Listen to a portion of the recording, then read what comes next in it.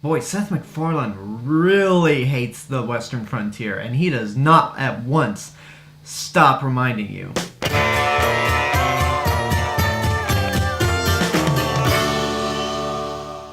A Million Ways to Die in the West follows a cowardly sheep farmer named Albert Stark, who MacFarlane plays, who gets dumped by his girlfriend Louise, played by Amanda Seyfried, simply because he chickens out over a gun duel, and he basically gave up. Suddenly, this woman named Anna, played by Charlize Theron, comes into town and decides to show Albert how to duel, and the two of them start to form a connection, but things really get bad when the villainous Clinch Leatherwood, yes, that's his real name, just roll with it, played by Liam Neeson, comes into town because of a connection he has to Anna. Now, this is MacFarlane's second attempt at directing after Ted, which Ted was a movie that I really enjoyed. I thought it was really funny. Not the funniest movie I've seen, but really impressive directorial debut into live action. A Million Ways to Die in the West is MacFarlane's first attempt to become a leading man and put himself in front of the camera as well as direct and write. And unfortunately, this is not the best way to start. What he's basically made here is his own version of Mel Brooks' Blazing Saddles, except if you took out all of the clever and outlandish humor and just replaced it with a bunch of dick and shit jokes in the Wild West. Only a quarter of the jokes work in this movie, and everything else is either nonsensical or just not funny all around. Half of the jokes that don't work rely on gross-out humor, which is normally something that I could brush off, and it's like, yeah, it's gross-out humor, I've seen it. But this time, the gross-out humor really did get to me. I mean, there's even a shitting scene in here, which is one of the nastiest things I've seen in movies in God knows how long. And, like, I was holding in vomit. I was like, it's sort of like when you're watching Two Girls, One Cup. Like, you're trying to hold in vomit by watching this thing. And then the other half of the jokes that don't work consist of Seth MacFarlane telling the audience, doesn't it suck to live in the Wild West? Look, everything that is not you in the Wild West wants to kill you, and it's almost like, okay, Seth, I get it. I played Red Dead Redemption. I see how bad it sucks to live in the West. I'm grateful I don't live in it. Just shut up and move on. Although, actually, Red Dead Redemption makes it kind of cool to live in the West, but that's beside the point. I mean, the guy named the fucking movie after this one joke that he just keeps bashing you over the head with when it should be explained in a scene, and then that's it. Now, the biggest crime I think a comedy can make is having a joke that is not only unfunny, but also racially offensive. And probably the most disturbing thing I've seen in this movie, and probably the most racially offensive thing I've ever seen in movies, is there's this shooting gallery called Runaway Slaves. And basically, rather than have, like, ducks or gunmen as the stands, there's these slaves with red lips that look more like blackface, and I'm just like, oh, this is not good. This is bad call, Seth. Bad call. Thankfully, that shooting gallery is only in one scene, and there really isn't anything else that racist, or at least on that level of racism in the movie.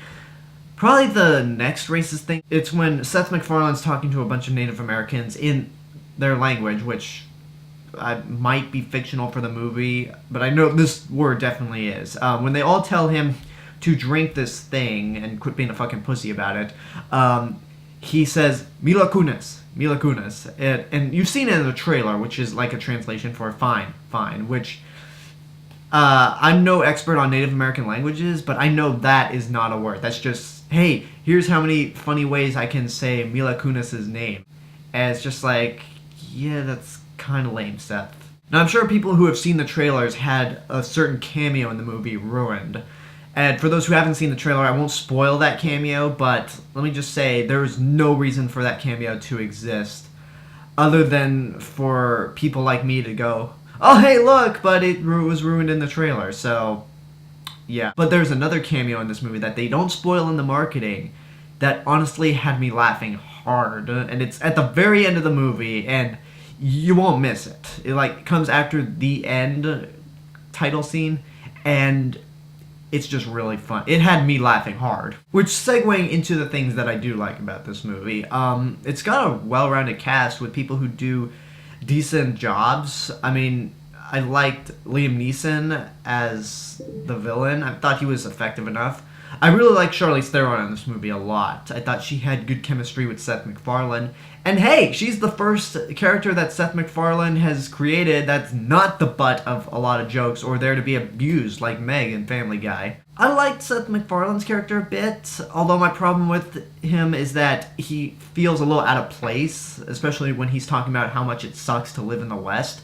There was even a point where I thought, this guy's going to be a guy from the future. I was waiting for that to be the twist, but no, that didn't happen. Neil Patrick Harris did make me laugh as just this snooty, upper-class douchebag with one of those twirling mustaches that you find on villains that just do this. I mean, hell, he's even got the suit for it. And then there are some beautiful shots of the landscape in terms of the cinematography, and the music feels very much like those old 1950s westerns like The Searchers, Magnificent Seven. That's one thing I admire about this movie, how I've seen a lot of movies that pay tribute to westerns that go for the Sergio Leone route, like Rango or Django Unchained. This movie decides to be more like, as I mentioned, The Searchers or The Magnificent Seven. It's just not a very good movie in the end. Now, another small issue I had in terms of Liam Neeson, I think he does make an effective villain, but it's just really weird to hear him play an American cowboy, especially since Liam Neeson is Irish, much like that Family Guy skit pointed out. So this movie, in the end, had some jokes that made me laugh, some jokes that didn't make me laugh, and some things that just were just incredibly racist or disgusting. So overall, I didn't really care for it. It's a bad movie, no question about it, but it's not god-awful. It's not on a level of Movie 43 or Blended. It's just a missed opportunity, I think. Because I know Seth MacFarlane has talent. I think he could do a little better than this. And, I mean, if you're the kind of person who didn't care for Seth MacFarlane's humor, this is not the movie that's going to change your mind. However, if you do like Seth MacFarlane's humor and love everything that he does, you might enjoy this. So, on that note, I'm going to say watch at your own risk. If you like it, then hey, that's cool. If you don't like it, that's cool too. I don't like it myself, but it's not bad enough to end up on my bottom 10 list when it comes around. And that's my review for A Million Ways to Die in the West. And on that note, take one last look at this background behind me. This is going to be the last video where I'm recording in this room because I'm going on a week-long hiatus break in order to really crunch on finals and final papers, and because I'm graduating this year. And yeah, I will be back around June 15th or 16th with a review of How to Train Your Dragon 2 and continuing my Universal 100th Anniversary Retro Wednesdays. So until then, just leave a comment and tell me what you thought of this movie. Subscribe to my channel for more stuff in the future. You can check out my other channel, AlexG8462. You can find links to my Twitter, Facebook, Tumblr, and Instagram accounts on my YouTube page. Go check me out on letterboxd.com, letterboxd.com, under the name The Real Mr. Robinson, as well as Geeked Out Nation, where you can find all of my written reviews. Share me with your friends and tell them about me, and remember to know it before you see it. This has been The Cinemas with Mr. Robinson, and I'll see you guys later.